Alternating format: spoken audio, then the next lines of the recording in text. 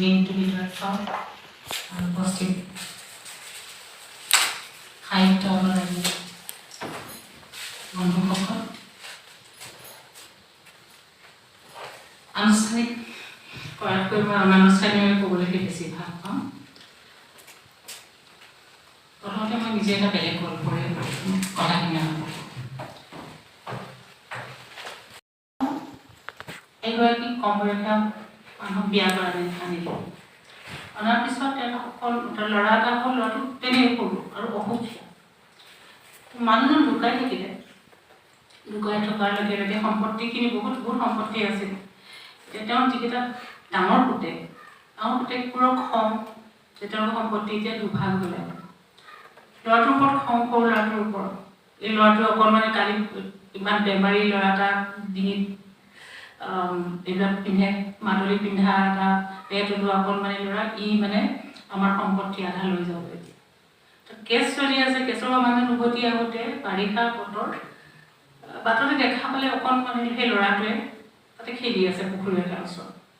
মানে ভাবে এই সুবিধাতে মই ল'ৰাটোক মাৰি পেলাম। ল'ৰাটো পিছে পিছে গৈ আছে। গৈ ঠিক ঠেলি দিবৰ সময়ত মানুহজনৰ মনটো বেয়া লাগি ল'ৰাটো টানি লৈ আহিলে। এই পৰিবি।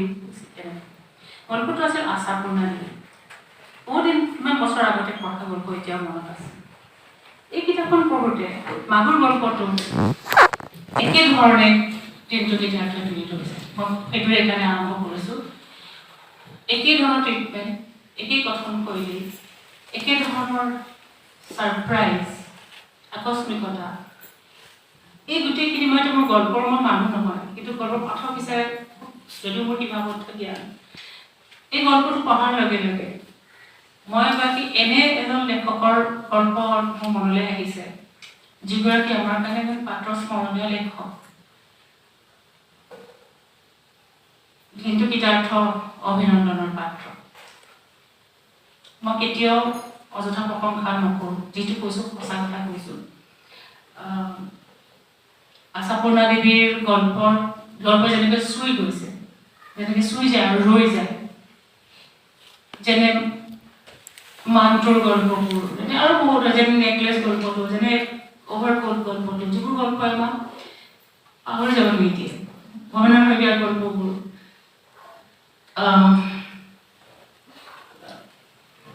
অসমৰ প্ৰখ্যাত গল্পকাৰসকলৰ গল্পবোৰ, যিবোৰ সময়ৰ পৰীক্ষাত উত্তীৰ্ণ হৈছে, সেই গল্পবোৰক এতিয়া মই নকওঁ এই গল্প শাৰী পুৰাবলৈ গৈ আছে, কিন্তু এই যদি যিটো মই বয়সলৈ চাওঁ, তেতিয়াহ'লে ক'ব লাগিব যে তুলনাত এই ধৰণৰ পৰিপক্কতা গল্পবোৰ লাভ কৰিছে। গল্পকেইটা মই আগতে পঢ়া নাই, যিটো লিখা গল্প পঢ়া নাই, বাকী এইটো পঢ়িছোঁ, কিবাকে লিখি থাকে। এই গল্পখিনি তাৰ মই চবতকৈ খুব ভাল লগা দিশবোৰ মই প্ৰথমতে কৈ যাওঁ। এটা হ'ল অলপতে কৈ গৈছে যে কথিত ভাষাৰ ব্যৱহাৰ। কথিত ভাষাৰ ব্যৱহাৰো এপ্ৰপ্ৰিয়েট হ'ব লাগিব, সঠিককৈ ব্যৱহাৰ হ'ব লাগিব।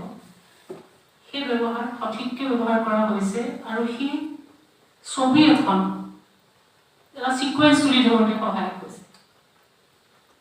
কাৰণ ভাষাই এটা সময়কো প্ৰতিনিধিত্ব কৰে, ভাষাই এটা অঞ্চলক প্ৰতিনিধিত্ব কৰে, এটা সংস্কৃতিক প্ৰতিনিধিত্ব কৰে। সেয়ে এই কিতাপখনৰ যিটো ভাষাৰ ব্যৱহাৰ কাহিনীটোক ছবি কৰি তোলাত, সৰু সৰু ঘটনাবোৰ, খণ্ড চিত্ৰবোৰক ৰূপ দিয়া বিশেষ সহায়ক হৈছে।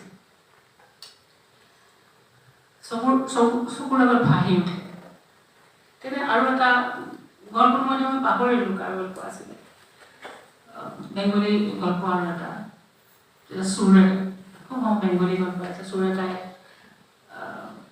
চুৰ কৰি ওলাইছে মানুহৰ ঘৰত, তাতে লাও আগ কাটি লৈছে, ঘৰলৈ গৈ খাব, দেখিলে যে তাৰ বুঢ়া মানুহজন অসুস্থ হৈ গৈছে। সেইবোৰ পাহৰি মানুহজনক সহায় কৰাত লাগিব। তাৰপিছত মানুহজন ভাল পালে, তেওঁ যেতিয়া ঘৰত গৈ সেই লাওৰ আগেৰে খাবলৈ লৈছে সেইখিনি আমাৰ পুলিচ গৈ পাইছে। তো এই ধৰণৰ কথাবোৰ এই গল্পবোৰৰ মাজত সোমাই থকা দেখিছোঁ। কিতাপখনৰ নাম হৈছে ছবিৰ ভ্ৰম আৰু ভ্ৰমৰ ছবি। এই ভ্ৰম বুলি ক'লে আমি গীতালীৰ কিতাপখন মই অকণ পঢ়িছোঁ। তাত যিটো ভ্ৰমৰ ধাৰণা গঢ়ি দিয়া হৈছে কিতাপখনৰ প্ৰথম চেপ্টাৰটোতে, সেই ভ্ৰম কিন্তু ইয়াত নাই। মই যিকেইটা গল্প পঢ়িছোঁ তাত সেই ভ্ৰম নাই। আৰু কিন্তু ভ্ৰমটো আমি যি দেখোঁ আমাৰ চাৰিওফালে পৃথিৱীখন আচলতে ভ্ৰমেই। যদি ছবি কৰি তুলিছে, যদি ভ্ৰম বুলি তাত তুলি দিয়া হৈছে, বা সমগ্ৰ আমি যি দেখি আছোঁ সেয়াও যদি তাৰ ভ্ৰম হয়, যদি তাৰ বিভ্ৰম হয়, তাক যদি ছবি কৰি তুলিছে, সেইটো যিটো কিতাৰ্থ এটা নিৰ্দিষ্ট বিন্দুত থিয় হৈ তেওঁ পৃথিৱীখনলৈ চাইছে। পৃথিৱীখনলৈ চাবলৈ জনাটো এজন সৃষ্টিশীল লেখকৰ কাৰণে এটা প্ৰধান গুণ। চাব জানিব লাগিব, নিজৰ দৃষ্টিৰে চাব জানিব লাগিব। নিজৰ দৃষ্টিৰে চাই নিজৰ যিখিনি আহৰিত জ্ঞান, আহৰিত ধাৰণা, সেইখিনিৰে দেখাখিনিক বিশ্লেষণ কৰিব লাগিব। তাৰপিছত আহিব সৰু সৰু ষ্ট্ৰক কিছুমানে শব্দৰ ব্যৱহাৰেৰে এখন ছবি আঁকিব লাগিব। এইখিনি কৰিবলৈ যাওঁতে এজন লেখকক, এজন সৃষ্টিশীল লেখকক বহুত সাধনাৰ প্ৰয়োজন হয়। এই সাধনাৰ প্ৰয়োজন হয় আৰু এটা অন্তৰ্নিহিত শক্তি থাকে সৃষ্টিশীল লেখকৰ পৰ্যবেক্ষণ কৰা। সকলো সেই পৰ্যবেক্ষণৰ ক্ষমতাটো নাথাকে, বা থাকিলেও তাৰ বিকাশ নঘটে, বা বিকাশ ঘটাবৰ কাৰণে যিখিনি সাধনাৰ প্ৰয়োজন হয় বা অনুশীলনৰ প্ৰয়োজন হয় সেইখিনি নকৰে। ইয়াত দেখিছোঁ এখন সমাজৰ চৌপাশে থকা পৃথিৱীখনৰ সৰু সৰু কথাবোৰ, সৰু সৰু অভিব্যক্তিবোৰ, সৰু সৰু প্ৰকাশবোৰ কেনেকৈ এজন লেখকৰ চকুত ধৰা পৰে। বহুত আছে, যেনে মাছটো উশাহ কমি আহিছে, মাছটো সেইটো লক্ষ্য কৰা। এজন শ্ৰমিকৰ গাৰ গুণটো, সেই গুণটো এখন সমাজক প্ৰতিনিধিত্ব কৰা, শ্ৰমিকৰ সমাজ এখন, সেই গুণটো এটা যন্ত্ৰণাক প্ৰতিনিধিত্ব কৰা, সেই গুণটোৱে ভোকক প্ৰতিনিধিত্ব কৰা, দাৰিদ্ৰক প্ৰতিনিধিত্ব কৰা।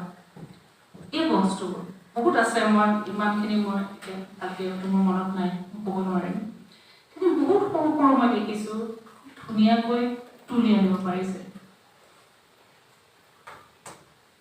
খুব ডাঙৰ কথা সেইটো পৰ্যবেক্ষণ। দ্বিতীয়তে হ'ল চৰিত্ৰক আমি কেনেকৈ গঢ়ো।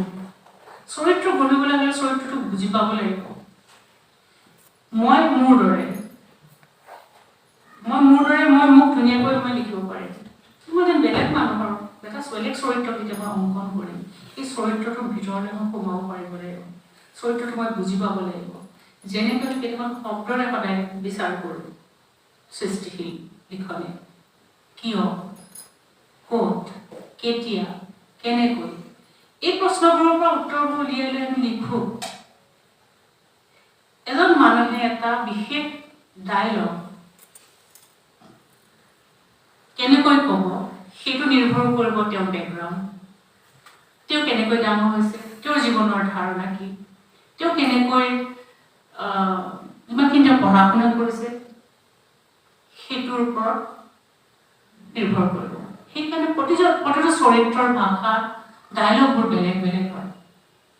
এজন উচ্চ শিক্ষিত কবিৰ বা লেখকৰ যিটো ডায়লগ হ'ব, এজন প্ৰশাসনিক বিষয়াৰ ডায়লগ তাতকৈ বেলেগ হ'ব। এজন উজনৰ মানুহৰ ডায়লগ বেলেগ হ'ব, এজন নামনি মানুহৰ ডায়লগ বেলেগ হ'ব, এজন গাঁৱৰ, এজন চহৰৰ, চবৰ বেলেগ বেলেগ হ'ব। এই বেলেগ বেলেগকৈ ভাঙি চাব জনাটো আৰু এটা গুণ প্ৰয়োজন আছে, সেই গুণটো বিকাশ ঘটোৱা। মই ভাবোঁ যে ডায়লগৰ উপস্থাপনৰ ক্ষেত্ৰতো কিন্তু কিতাপটোৱে পৰিপক্কতাৰ পৰিচয় দিছে। তৃতীয়তে আহিল মনস্তত্ত্ব, এজন লেখকৰ চৰিত্ৰৰ মনস্তত্ত্ব। চৰিত্ৰৰ মনস্তত্ত্বৰ ক্ষেত্ৰত চৰিত্ৰটোৰ গভীৰলৈ গৈ চৰিত্ৰটো কেনেকৈ কিয় ভাবিছে, চৰিত্ৰটো কিবোৰ কথাৰে আলোড়িত কৰিছে, কিবোৰ কথাই প্ৰভাৱ পেলাইছে, তেওঁৰ মনৰ গঠন কি, সেই দিশটো চোৱা দৰকাৰ। মই ভাবোঁ এই দিশটোৰ কিতাপে আৰু অলপ মন দিব লাগে, আৰু অলপ তাক বিকাশ ঘটাব লাগে, আৰু অলপ চাব লাগে, আৰু অলপ বুজিব লাগে। তেতিয়া তেওঁৰ চৰিত্ৰায়ন আৰু বেছি শক্তিশালী হ'ব। মোৰ তেনেকুৱাই লাগিছে। সময়, আমি সদায় জীৱনক তিনিটা ধৰণে দেখোঁ, 3 ডাইমেনশ্যনেল হয় জীৱনটো, কিন্তু সময় এটা ডাইমেনশ্যন, আমি সকলোৱে জনা কথা। গতিকে আমাৰ সৃষ্টিত সময়টো সোমাই থাকে। সেই সময়ক আমি কেনেকৈ তুলি ধৰোঁ? সময়ক আমি তুলি ধৰোঁ আচাৰ আচৰণেৰে, শব্দৰ প্ৰয়োগেৰে, কাপোৰ কানি, খাদ্য, সকলো ধৰণৰ আমি সময়টো ধৰি ৰাখোঁ। যেনে ইয়াতে কিছুমান শব্দ ব্যৱহাৰ হৈছে, লঘু লোহান। লঘু লোহান এটা হিন্দী শব্দ। আমি কিন্তু তেজেৰ ৰামলী বুলি কওঁ, আমি কিন্তু তেজেৰ তুমৰলি বুলি কওঁ, অন্য শব্দ ব্যৱহাৰ কৰিম। ইয়াত লঘু লোহান শব্দটো ব্যৱহাৰ হৈছে। লঘু লোহান শব্দটো আমাৰ ভাষালৈ সোমাই আহিছে। মই কেতিয়াও সমালোচনা নকৰোঁ। ভাষাটো এটা গতিশীল বিষয়, আৰু তাত নতুন নতুন শব্দৰে সদায় এই ঐশ্বৰ্যশালী হৈ গৈ থাকে। গতিকে এই শব্দটো আমি সম্পূৰ্ণৰূপে ঠাই দিয়াতকৈ তাৰ লগত তেজেৰ ৰামলীটো আমি যদি লগতে লৈ যাব পাৰোঁ, তেতিয়াহ'লে ভাষাটো ঐশ্বৰ্যশালী হ'ব। কিন্তু যদি লঘু লোহানলৈ আমি গুচি যাওঁ, এইটো যদি আমি আঁতৰাই দিওঁ তেজেৰ ৰামলী, ভাষাটো লাহে লাহে তললৈ নামি যাব। ভাষাটো এটা নিজস্বতাৰ গৰিমা হেৰাই পেলাব। গতিকে আমি তেনেকৈ আমি মূলসুঁতিটো লৈ গৈ থাকিম, আৰু তাত সৰু সৰু ট্ৰিবিউটৰিজবিলাকে সৰু সৰু সুঁতিবোৰ এটা ঐশ্বৰ্যশালী কৰি গৈ থাকিব।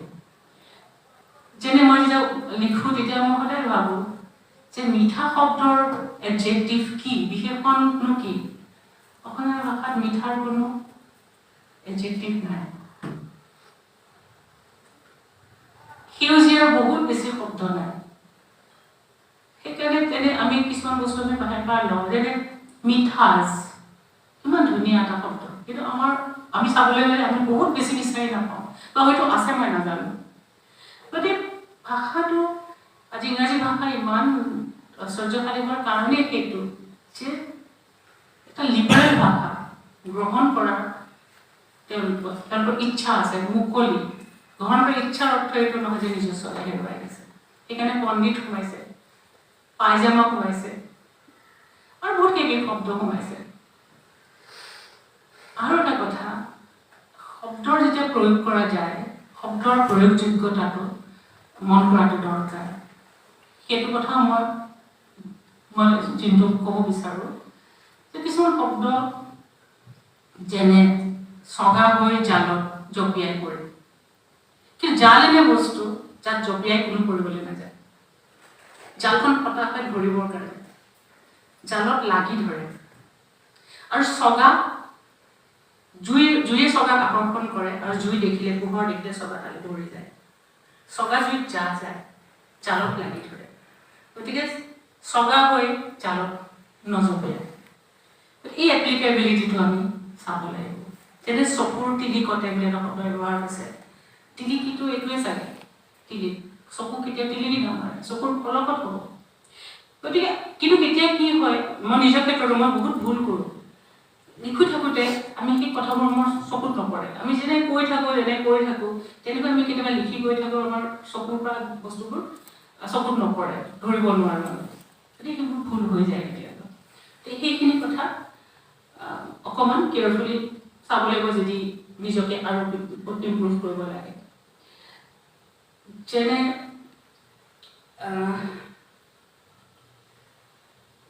মেদ গল্প এটাত বা উপন্যাস এখনত আমি যেতিয়া লিখোঁ, তেতিয়া আমি বহুত বস্তু গোটাই লওঁ।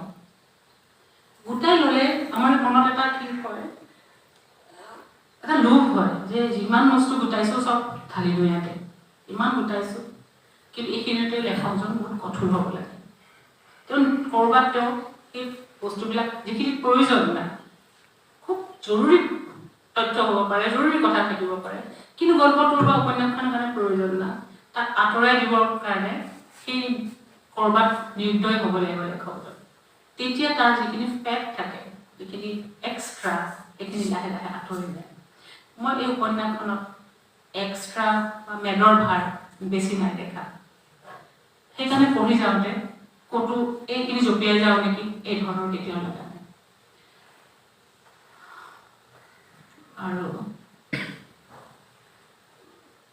গল্পৰ হওক সকলোতে আমাৰ সৃষ্টিশীল সাহিত্য বা আমি যিয়ে নিলিখোঁ এটা ৰিদম থাকে। সেই ৰিদমটো আমি যদি ৰক্ষা কৰিব পাৰোঁ, উখুৰা মুখুৰা বাটত গাড়ীত গ'লে আমাৰ যিমান ভাল লাগিব, নৈত যদি আমি পাঞ্চয়খনত উঠি যাওঁ তাতকৈ আমাৰ বেছি ভাল লাগিব। সেই স্মুথ চেইলিংটো যাতে ক'তো উজুতি খোৱা নাযায়, য'ত ক'তো আমি ধাক্কা নাখাওঁ, ক'তো আমাৰ অসুবিধা নালাগে, সেই ধৰণৰ ফ্ল' আমি গঢ়ি তুলিব চেষ্টা কৰিব লাগে। জিন্তুৰ এই দিশতো পাৰদৰ্শিতা আছে। কিতাপখন গল্পও পঢ়ি যাওঁতে আমনি নালাগে, ভাল লাগে পঢ়ি। যেনে ছোৱালীজনীৰ বেগটো শেষত যিটো তেওঁ ছাৰপ্ৰাইজ দিলে, এই মোৰ কথা যে পঢ়িছোঁ নাজানো পঢ়া যেন লাগি আছে, সেই ছাৰপ্ৰাইজটো বহুত ডাঙৰ কথা আছিল। সেইখিনিতে যে ৰৈ গ'ল, লেখকজন তাতে, পাঠকজন তাতে কিন্তু ৰৈ ভাবিব, ছোৱালীজনী বাৰু খং উঠিছে নেকি, ছোৱালীজনী বাৰু কেনে লাগিছে, ছোৱালীজনী বাৰু বুজি পাইছে নেকি যে ল'ৰাটো অভাৱ আছিল কাৰণে লৈ গ'ল, যাক টেডি বিয়াৰ এটা নিদিয়াৰ কাৰণে ছোৱালীজনীক এৰি থৈ গ'ল। দুখ লাগিল নে নিজৰ হতাশ আহে, তেওঁ নিজৰো অভাৱ আছে। ই এটা বহুত ডাঙৰ বিষয় দুটা বাক্যত বন্ধ কৰি দিব পৰা গৈছে। সেইটোৱে গল্পকাৰৰ কৃতিত্ব। এইখিনি মূল কথা। মই যিখিনি বুজো, গল্পত আমি এটা দৰ্শন তুলি ধৰোঁ। গল্পত আমি বহুত ধৰণৰ গল্প বহুত ধৰণে ক'ব পাৰি। ষ্ট্ৰীম অফ কনচিয়াছনেছ আছে, আমি যি দেখোঁ তেনেকৈ উপস্থাপন কৰিব পাৰোঁ, আমি এটা বিশেষ ধাৰণা সন্মুখত লৈ আমি সৃষ্টি কৰিব পাৰোঁ, বিশেষ এটা আদৰ্শ প্ৰতিফলিত কৰিব পাৰোঁ, আৰু কেতিয়াবা মাত্ৰ সৃষ্টিৰ তাৰণাত আমি সৃষ্টি কৰিব পাৰোঁ। সেইটো এজন লেখকৰ নিজৰ স্বাধীনতা বুলি মই ভাবোঁ। সেইটো তেওঁ নিজেই কৰিব পাৰে। তেওঁ দায়বদ্ধতাৰে তেওঁ লিখিব, নে তেওঁৰ ভিতৰৰ তাৰণাত তেওঁ লিখিব, বা তেওঁ সৃষ্টিৰ এটা ভিতৰৰ পৰা মুকলি আহিছে যিটো তেওঁ প্ৰকাশ কৰিব, তেওঁৰ ভিতৰত আৱেগখিনি উলিয়াই দিব। বেলেগ বেলেগ গল্পত বেলেগ বেলেগ ধৰণে, বেলেগ বেলেগ সৃষ্টিত বেলেগ বেলেগ ধৰণে তাৰ প্ৰকাশ ঘটিব পাৰে। ক'ৰবাত হয়তো দায়বদ্ধতাৰে কৰিলে, কিবা এটা সামাজিক বিষয় লৈ কৰিলে, ক'ৰবাত হয়তো ভিতৰত থকা যন্ত্ৰণা প্ৰকাশ কৰিবলৈ কৰিলে, কেতিয়াবা হয়তো নিজৰ জটিল মানসিক একোটা বিষয় লৈ তেওঁ তুলি ধৰিলে। গল্পবোৰ সাৰ্থকতা মই ভাবোঁ যে জীৱনৰ এই সত্যবিলাকক নিষ্ঠুৰ বাস্তৱক বা চৌপাশে দেখা পৃথিৱীখনক পঠনযোগ্য ৰূপত তুলি ধৰা, ছবি এখন কৰি তুলি ধৰা, আৰু তেনেকৈ সাৰ্বজনীন আৰু সনাতন প্ৰমূল্যসমূহক ৰক্ষা কৰি সৃষ্টি কৰা গল্প বা উপন্যাস বা যিকোনো ধৰণৰ কথাই ৰৈ যায়। শেক্সপিয়াৰ ৰৈ গৈছে, আশাপুৰ্ণাদেৱী ৰৈ যাব, হেমকান্ত বৰুৱা ৰৈ গৈছে, বা যিসকলে তেনেধৰণৰ কাম কৰিছে ৰৈ গৈছে, যিসকলে তাক স্পৰ্শও কৰিব নাই পৰা, যিসকলে সনাতন প্ৰমূল্যসমূহ নিজৰ ভিতৰত অনুভৱ কৰিব নাই পৰা, তেওঁলোকে নিজৰ গল্প বা সৃষ্টিশীল কোনো ধৰণৰ কামত সেই বিষয়বিলাকক প্ৰতিফলিত কৰিব নোৱাৰে। সেইকাৰণে নিজৰ ভিতৰত সেই গভীৰতা আনিবৰ কাৰণে চেষ্টা কৰিব লাগিব। গভীৰতা আনিবৰ কাৰণে প্ৰথম কথা নিজৰ অনুভৱৰ তীক্ষ্ণতা থাকিব লাগিব, স্পৰ্শকাতৰতা থাকিবই লাগিব। তাৰ লগত থাকিব লাগিব পৰ্যবেক্ষণ, তাৰপিছত তাৰ এনালাইচিছ আৰু পঢ়া শুনা।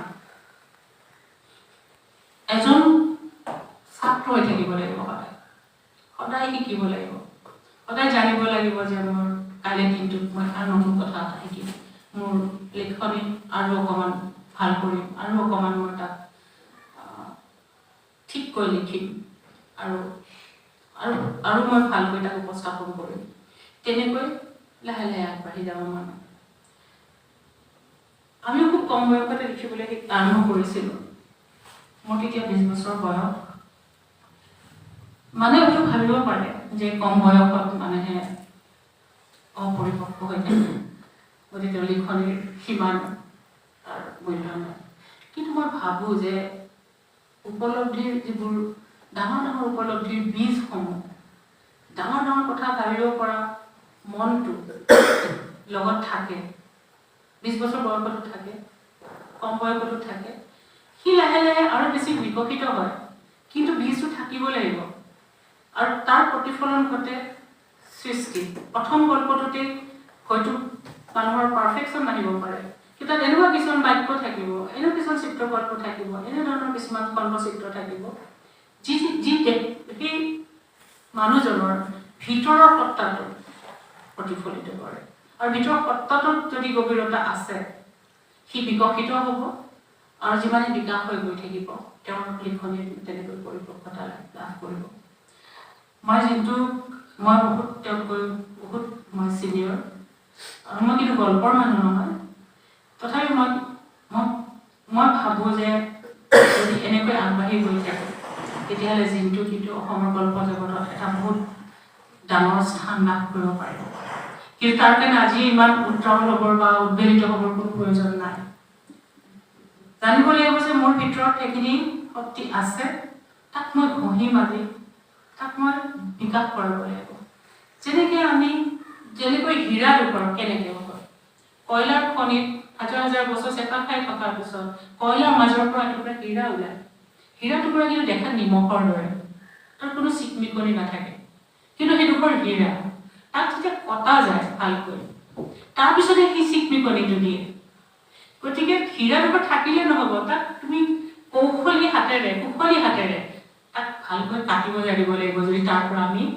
ভালকৈ পোহৰ পাব পাৰোঁ বিজুলী বিচাৰোঁ যে চিকমিকনি দিয়ক এখন সঁচা অৰ্থত হীৰক খণ্ড আধাৰ বুলি যাক বুজোঁ আমি সেইটো লৈ আমি গঢ়ি তুলোঁ তেতিয়া তাক কিন্তু ভালকৈ কাটিব জানিব লাগিব সেই কাটিব জনাটো লিণ্টুগীতাৰ্থই মনোনিৱেশ কৰক পঢ়া শুনা কৰক যিখিনি অগ্ৰজ লেখক আছে তেওঁলোকৰ লগত বহক কিতাপত কিন্তু কেতিয়াও সম্পূৰ্ণৰূপে কাকো অনুকৰণ কৰিব নালাগে ল'ব লাগে মৌ মাখিৰ দৰে বহুত ঠাইৰ পৰা বুটলা মৌখিনি কিন্তু তোমাৰ নিজৰ হ'ব সেই মৌখিনি কিন্তু কোনো বিচাৰি পাব নোৱাৰিব যে কোনটো ফুলৰ পৰা মৌটো আহিছিল কিন্তু ক'ৰবাৰ পৰা মৌটো গোটাবই লাগিব ৰসখিনি সমাজত বেলেগ বেলেগ ঠাইৰ পৰা ৰস গোটাম কাৰোবাৰ ডাঙৰ মানুহৰ লেখনিৰ পৰা বুজি ল'ম তাৰ পৰা তুলিম তেনেকৈ আমি গোটাই আমি নিজৰ সৃষ্টিৰ ভাণ্ডাৰটো মৌ পোহৰ দৰে আমি কৰিব পাৰিব লাগিব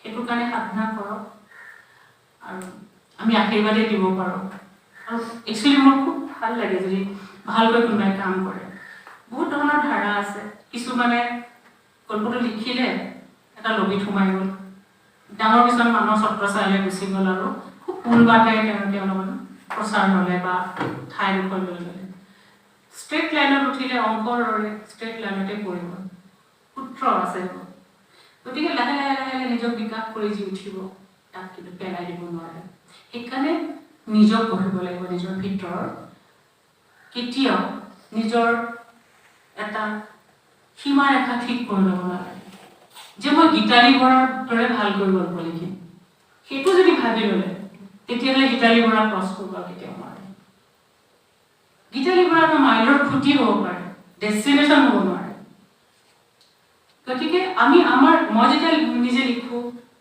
মই কিন্তু প্ৰত্যেকজন লেখকে একোটা মাইলৰ খুঁটি হিচাপে ধৰোঁ তেওঁলোকৰ পৰা মই বুটলি লওঁ মোৰ লক্ষ্য কিন্তু পাৰফেকশ্যন স্পৰ্শ কৰা মই কৰিব নোৱাৰিব পাৰোঁ কিন্তু মই পাৰ হৈ গৈ থাকোঁ কাৰোবাৰ সকলোৰে পৰা লওঁ আৰু কাৰো ওচৰত মই সম্পূৰ্ণ অনুভূত নকৰোঁ মই অনুকৰণ নকৰোঁ কেতিয়াও নিজস্বতা ৰক্ষা কৰিব পাৰিলে সাহিত্য দৃষ্টি থাকিব নহ'লে যেনেকৈ জুনিয়ৰ ভূপেন হাজৰিকা তেনেকৈ জুনিয়ৰ মামণি ৰয়ছম গোস্বামী হ'ব জুনিয়ৰ গীতালি বৰা হ'ব কি লাভ জুনিয়ৰ হ'ব যাব নালাগে কেতিয়াও মই এইটোৱে উপদেশ দিম জুনিয়ৰ নহবা নিজে হ'বা কিবা তুমি যিয়ে নোহোৱা জিন্তু গীতাৰ্থ আৰু তোমাৰ ঘৰত যিবোৰ নতুন প্ৰজন্মৰ ল'ৰা ছোৱালী আহিব তেওঁলোককো তোমাক ষ্টেণ্ডাৰ্ড ধৰণে নিদিবা, ক'বা যে মোক পাৰ হৈ যা, মোৰ পৰা যদি কিবা শিকিবলৈ আছে সেইখিনি ল, তাৰপিছত ওলাই যা। আমি কাল নাই নিজৰ তলত সামন্তবাদীৰ দৰে একোবা মানুহ বহুৱাই লৈ অনুভূত কিছুমান বহুৱাই লৈ আমি সাময়িকভাৱে আমি ৰাজত্ব কৰিব পাৰোঁ, কিন্তু কেতিয়াও দৃষ্টি নাথাকে। সময়ৰ পৰীক্ষা কেতিয়াও দৃষ্টি থাকিব নোৱাৰে, পাছ কৰিব নোৱাৰে।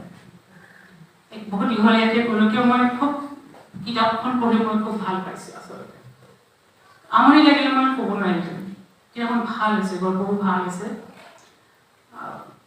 চুই গৈছে, সমাপ্তিবোৰ ভাল হৈছে, খুব ভাল হৈছে সমাপ্তিবোৰ। আৰু কোনো এটা গল্পে আমনি নলগাতকৈও ভাবিবলৈ বাধ্য কৰে। মই ভাবোঁ এইটো মাত্ৰ আৰম্ভণিহে, কিন্তু সাধনা কৰক যাতে আৰু বহুত আগলৈ যাব পাৰে, সেই সম্ভাৱনা আছে। সাধনা লাগিব তাৰ কাৰণে। মোৰ শুভেচ্ছা আছে। আৰু মোৰ চবতকৈ ভাল লাগিছে গীতাঞ্জলিহঁতক। এই প্ৰজন্মৰ আমাৰ কোনো নাছিল, কিন্তু আমাক কোনেও কেতিয়াও হাত ধৰি আমাক দেখুৱাই দিয়া নাছিল। আমাক দেখুৱাইছিল অনিল বৰুৱাই, এইটো তোমাৰ বানৰটো ভুল হৈছে, এইটো তোমাৰ ভুল হৈছে, এইটো সেই এজন মানুহ আছিল যি অকণমান হ'লে আমাক কৈছিল। বাকী আমি যদি এটা গ্ৰুপত সোমাই যাওঁ, এটা লবিত সোমাই যাওঁ, তেতিয়া হয়তো আমি পাম। যদি মই নিজস্বতা ৰক্ষা কৰি মই আগবাঢ়িব লাগে, তেতিয়া কিন্তু ওপৰত কোনো নাথাকে। এতিয়া এইটো প্ৰজন্মৰ ল'ৰা ছোৱালীখিনি মই দেখিছোঁ, মানে গীতালীহঁতৰ প্ৰজন্মৰ ল'ৰা ছোৱালী লেখকসকলে তলৰ ল'ৰা ছোৱালীখিনি তেওঁলোকক কিন্তু আগবঢ়াই আছে, উৎসাহ দিয়ে। এইটো বহুত ডাঙৰ কথা। মই এই সম্পৰ্কটো অটুট থকাটো দৰকাৰ। আৰু এতিয়া যদি আমি বাহিৰত বেলেগ গল্পবোৰৰ লগত চাওঁ, তেতিয়া দেখিম যে অসমৰ গল্প সাহিত্য বহুত আগলৈ গৈ আছে, বহুত আগৰ পৰাই খুব শক্তিশালী, খুব ঐশ্বৰ্যশালী, আৰু বেছি ঐশ্বৰ্যশালী হ'ব বুলি মই ভাবোঁ। এইখিনি আগবাঢ়ক। আমি সদায় আছোঁ, আমাৰ আশীৰ্বাদ সদায় আছে, যিটোৱে আৰু বহুত গল্প লিখক আৰু বহুত ডাঙৰ কাম কৰক। মই যিটোক বিশেষভাৱে অভিনন্দন জনাইছোঁ আৰু প্ৰকাশককো মই ধন্যবাদ জনাইছোঁ। এজন নতুন লেখকৰ কিতাপ এইদৰে প্ৰকাশ কৰিবলৈ আগবাঢ়ি অহা বাবে এইটো বহুত ডাঙৰ কথা। সকলোকে মই ধন্যবাদ জনাওঁ। মই আজি এই অনুষ্ঠানটোত মোক মতাৰ কাৰণে মই সঁচাকৈ বহুত ভাল পাইছোঁ। পৰম শ্ৰদ্ধাৰ বৃদ্ধা বাইদেউ, সন্মানীয় ছাৰ, মিহিৰা আৰু মধুকিৰা ছাৰকৰ, উপস্থিত সাহিত্য প্ৰেমী ৰাইজ, সন্মুখত থকা প্ৰায়ে এইটো প্ৰসংগ ওলাই থকা হয় যে প্ৰকাশক কেন্দ্ৰ কৰি লবি চলে, কিবা হয়, কিন্তু প্ৰকাশৰ পৰা আটাইতকৈ বেছি যদি ৰিজেকশ্যন পাইছে জিন্তুৱে, আটাইতকৈ বেছি যদি আমি কাৰোবাৰ ক্ষেত্ৰত কঠোৰ হৈছোঁ জিন্তুৰ ক্ষেত্ৰত। কিয় হৈছোঁ? জিন্তুৰ প্ৰচুৰ সম্ভাৱনা আছে। আমি দেখা, মিহিৰা বা মই দেখা সেই সম্ভাৱনা প্ৰকাশ কৰিব পৰাকৈ জিন্তুৱে যেতিয়ালৈকে গল্প এটা লিখিব পৰা নাছিল, ভাল গল্প আমাৰ হাতত পৰিলেও আমি প্ৰকাশ কৰা নাছিলোঁ, কাৰণ তাৰ প্ৰথম গল্পটো খুব সম্ভাৱনাময় হোৱাটো আমি বিচাৰিছিলোঁ। আৰু আমি অত্যন্ত সুখী যে মাগুৰ গল্পটো জিন্তুৰ প্ৰকাশিত প্ৰথম গল্প আছিল, কিজানি 2 বছৰমানহে হৈছে, আৰু সেই গল্পটোৱেই জিন্তু গল্পকাৰ পৰিস্থিতিটো প্ৰথম আনি দিছিল। আৰু সম্পাদনা ক্ষেত্ৰখনৰ লগত জড়িত বাবে কিছুমান অভিজ্ঞতা আমাৰ থাকে। অলপ লিখাৰ পিছত কিছুমান খুব অহংকাৰী হৈ পৰে, কিছুমানে গল্প প্ৰকাশ নাপালেই বেলেগ ধৰণে কথা ক'বলৈ আৰম্ভ কৰে। জিন্তুৰ শিকাৰ প্ৰৱণতা ইমান বেছি আছিল, কাম কৰাৰ প্ৰৱণতা, সেই কথাটোৱে মোক সদায় মুগ্ধ কৰি আছে। অত্যন্ত বেছি কষ্ট কৰিব পাৰে। আপোনালোকৰ বহুতে চাগে জানে জিন্তুৱে মানে সময় পঢ়িবলৈ লিখিবলৈ সময় নাই, এইটো যে এটা এক্সকিউজ হয়, জিন্তু এটা জ্বলন্ত প্ৰমাণ। আমাৰ লগত জড়িত হোৱাৰ আগলৈকে প্ৰকাশক পৰিষদৰ লগত আৰু তাৰ আগতেও জিন্তুৱে টিউচন কৰিছিল কেইবাটাও। তাৰপিছত অহৰ্নিশে গল্প লিখিছিল। মোৰ এনেকুৱা হৈছিল মাজতে জিন্তুক ক'বলগীয়া হৈছিল, তই 2 মাহত যদি এটাতকৈ বেছি গল্প লিখ প্ৰকাশ নকৰ। এসময়ত জিন্তুৱে মোক মেম বুলি মাতিছিল, মই তুমি তামাকৈ কৈছিলোঁ। এসময়ত জিন্তুৱে মোক বা বুলি মাতিলে, মই তই মইকৈ কথা ক'বলৈ আৰম্ভ কৰিলোঁ। জিন্তুৰ কঠোৰ শ্ৰম কৰিব পৰাৰ প্ৰৱণতা আছে। এটা গল্পকে বাৰে বাৰে লিখিও তাৰ আমনি নালাগে, লিখি থাকিব পাৰে। এই যে ভিতৰত থকা বোধটো, নিজকে উন্নীত কৰিব লাগিব, নিজকে অতিক্ৰম কৰি লিখিব লাগিব, সেই গুণটো মই জিন্তুৰ ওচৰত দেখা পাওঁ। জিন্তু চাগে আচৰিত হৈছে, গীতালি বাই সদায় গালি পাৰি থাকে, ইমান কথা কৈছে বুলি আজি। সেইটো কথা হয় জিন্তুৰ কিন্তু আৰু এটা কথা মই সুখী হওঁ মানুহ হিচাপে মই দেখিছোঁ জিন্তুৰ মনৰ জগতখন অতি বিচিত্ৰ যি এজন সৃষ্টিশীল লেখকৰ বাবে খুবেই প্ৰয়োজনীয় সমান্তৰালভাৱে জিন্তুৰ প্ৰচুৰ অভিজ্ঞতাও আছে গাঁও ওচৰত জিন্তুৰ ঘৰলৈ গৈ থাকিব পাৰে গাঁৱৰ এখন বৰ্ণাঢ্য পৃথিৱী দেখে মহানগৰীৰ ছিন্নমূল মানুহবোৰক দেখিছে ছিন্নমূল মানুহবোৰৰ আইডেণ্টিটি ক্ৰাইচিছ জিন্তুৱে দেখিছে নিজেও কেতিয়াবা সেই ক্ৰাইচিছৰ মাজেৰে খোজ কাঢ়িছে এই বৰ্ণাঢ্য পৃথিৱীখনক উপলব্ধি কৰাৰ তাৰ যিটো হেঁপাহ যি পৃথক দৃষ্টিকোণ সেই কথাটোৱে তাৰ গল্পক লাহে লাহে সমৃদ্ধ কৰি আনিছে মই নিজে পাঠক হিচাপে এসময়ত মন্ত্ৰমুগ্ধৰ দৰে কিছুমান গল্পকাৰৰ লেখা পঢ়িছিলোঁ এতিয়াও ভাল পাওঁ পঢ়ি খুব অনুৰাগী পাঠক আছিলোঁ কিন্তু লাহে লাহে মই এটা কথা অনুভৱ কৰিবলৈ ল'লোঁ যে একপক্ষামীৰ যিটো বিৰক্তি সেই বিৰক্তিটোৰ পৰা বহু গল্পকাৰ মুক্ত হ'ব নোৱাৰে বহু সময়ত ষ্ট্ৰীম অফ কনচিয়াছনেছত যদি বহুদিনৰ আগতে লিখি আছিল এতিয়াও লিখি আছে বহুতা বিভক্ত এটা চেতনাৰে যদি গল্প এটা চামাৰাইজ কৰিবলৈ চেষ্টা কৰি আছিল এতিয়াও কৰি আছে জিন্তুৰ গল্পত সেই কথাটো এই কম বয়সতে নাই মাগুৰৰ নিচিনা কাম্য প্ৰকাশনীৰ চৰিত্ৰ জীৱন্ত কৰি এখন গাঁৱৰ সমাজক সি যদি আমাৰ চকুলৈ তুলি আনিব পাৰিছে সেইদৰে ছবিৰ ভ্ৰমৰ ছবিৰ দৰে গল্পও লিখিব পাৰিছে ইনাৰাৰ দৰে গল্প লিখিব পাৰিছে য'ত আমি দেখা পাওঁ যে চুৰিয়েলিষ্টিক এখন পৃথিৱীলৈ মিউজিক ৰিয়েলিজমৰ এখন সৃষ্টিশীল জগতলৈ সম্পূৰ্ণভাৱে নগ'লেও গৈ থকাৰ প্ৰৱণতা এটা গল্পত ক্ৰমে ক্ৰমে আহিছে আৰু মই নিজকে ভাবোঁ যে বিষয়বস্তু অনুসৰি এটা গল্পক ভাষা দিব পৰাটো বিষয়বস্তু অনুসৰি এটা গল্পক প্ৰাণ দিব পৰাটো এজন লেখকৰ সক্ষমতা সেয়া জিন্তুৰ আছে আৰু কিয় বুজাব নোৱাৰা অনুভূতি কাৰণ আজিৰ পৰা 4-5 বছৰ আগৰ কথা মই সেই যেতিয়া কিতাপ পঢ়িবলৈ আৰম্ভ কৰিছিলোঁ তেতিয়া আটাইতকৈ যাৰ লেখা পঢ়ি ভাল পাইছিলোঁ ৰীতা বাইদেউ আছিলে আৰু মই যেতিয়া প্ৰথম ফেচবুক খুলিছিলোঁ ৰীতা বাইদেউক ফ'ল' কৰিছিলোঁ খুব আৰু ৰীতা বাইদেউৰ ফেচবুকৰ পেজতে এদিন আধাৰশিলাৰ পোষ্ট দেখা পাইছিলোঁ আধাৰশিলাৰ পৰা কেইখনমান কিতাপ ওলাইছিল আৰু তাৰপিছত মই নাজানো কিয় বুদ্ধজয়া নামটো দেখি পেলাই মই বুদ্ধজয়া কিতাপখন কিনি পেলাই পঢ়িবলৈ লৈছিলোঁ তেতিয়া মোৰ একো ধাৰণা নাছিলে মই নাজানিছিলোঁ প্ৰকাশ বুলি আলোচনী ওলাই সাধুৰ বুলি আলোচনী ওলাই কি পঢ়িব লাগে সেইটো নাজানিছিলোঁ তাৰপিছত ইতিমধ্যে মই ৰীতা বাইদেউৰ যিমানখিনি কিতাপ ওলাইছিল গোটেইখিনি পঢ়িছিলোঁ আৰু তাৰপিছত বুদ্ধজয়া পঢ়ি উঠি পেলাই মই বিচাৰি গীতালিবাৰ যিকেইখন কিতাপ আছিলে পঢ়িছিলোঁ আৰু তাৰপিছত কটনত এডমিশ্যন ল'লোঁ এডমিশ্যন লৈ পেলাই এদিন গীতালিবাক লগ কৰিবলৈ আহিলোঁ তাৰপিছত গীতালিবাক গল্প দেখুৱালোঁ তাৰ পৰাই গোটেইখিনি আৰম্ভ হৈছিল 2016 শেষৰ কথা আৰু এদিন 2000 আমাৰ ব্ৰহ্মপুত্ৰ সাহিত্য উৎসৱৰ কাম চলিছিল গীতালিবাই হঠাৎ ফোন কৰিলে ক'ত আছ মই কলেজত আছোঁ তাৰপিছত বোলে পটকে গুচিয়া ট্ৰান্সলেশ্যনৰ কাম আছে তাৰপিছত গীতালিবাই ছাৰৰ ওচৰলৈ লৈ গৈছিলে আৰু ছাৰৰ লগত কথা পতাৰ পিছত বাইদেউৰ ওচৰলৈ লৈ গৈছিলে সেইদিনা প্ৰথম মই বাইদেউক লগ পাইছিলোঁ আমাক অকণমান অনুবাদৰ কাম দিছিলে সেই তেতিয়াৰ পৰা গোটেইখিনি আৰম্ভ তাৰপিছৰ পৰা গীতালিবাক গল্প দেখুৱাইছোঁ আৰু বহু সময়ত ৰিজেকশ্যন পাইছোঁ আনকি এনেকুৱা হৈছে কোনোবা দিনা সময়ত গীতালিবাই গল্প উলিয়াও দিছে ভালে মোৰ ৰেকৰ্ড গৈছে আৰু হয়তো মই নাজানো কেনেকৈ ক'ব লাগে কিন্তু হয়তো সেইটো নকৰিলে এই কিতাপখন এনেধৰণে আজি ওলালেহেঁতেন চাগে আৰু বাকী মোৰ গল্পৰ কথা আপোনালোকে ক'ব পঢ়িব আপোনালোকে পঢ়ে ধন্যবাদ